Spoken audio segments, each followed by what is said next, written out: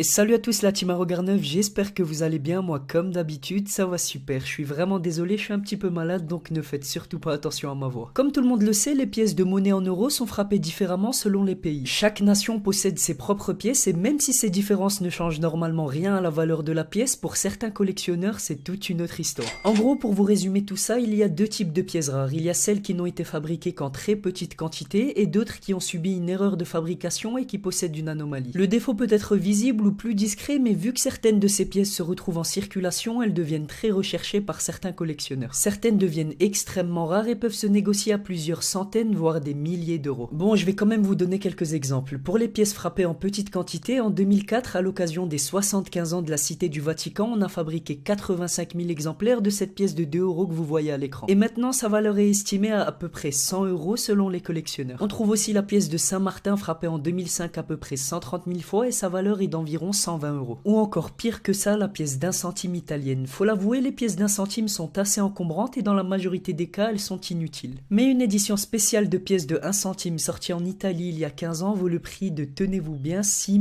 000 euros l'unité. Dis-moi pas que c'est pas vrai! Et oui, vous avez bien entendu, 6 000 euros la pièce d'un centime. La raison est toute simple, ces pièces sorties en 2002 ont la taille des pièces de 2 centimes et on ne trouve que 7 000 exemplaires en circulation. Donc autant vous dire que les collectionneurs les recherchent à fond et à partir d'aujourd'hui, je vous conseille de bien vérifier vos pièces de 1 centime avant de les jeter dans une boîte au fond de l'armoire. T'inquiète pas, je s'occupe du tout. Tu s'occupes de rien.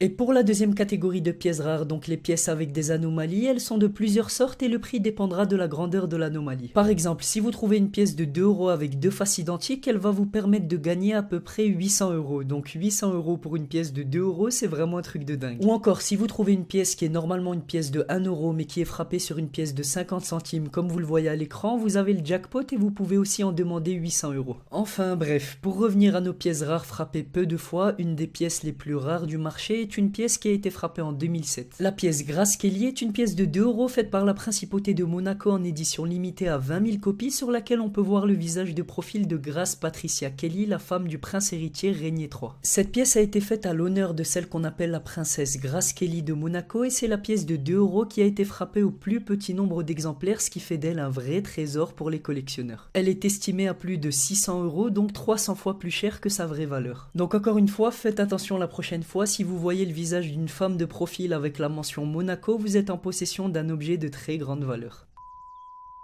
C'était tout pour moi la team Arrogar9, j'espère comme d'habitude que vous avez aimé la vidéo et si vous avez déjà trouvé ce genre de pièces rares ou s'il y en a un de vous qui les collectionne ou quelqu'un de votre famille, n'hésitez surtout pas à me le dire en commentaire. En attendant la prochaine vidéo de demain, je compte sur vous pour me rejoindre sur les réseaux sociaux et particulièrement Snapchat vu que j'essaye de répondre à la majorité d'entre vous. On se dit à très bientôt pour une toute nouvelle vidéo, portez-vous bien, à la prochaine.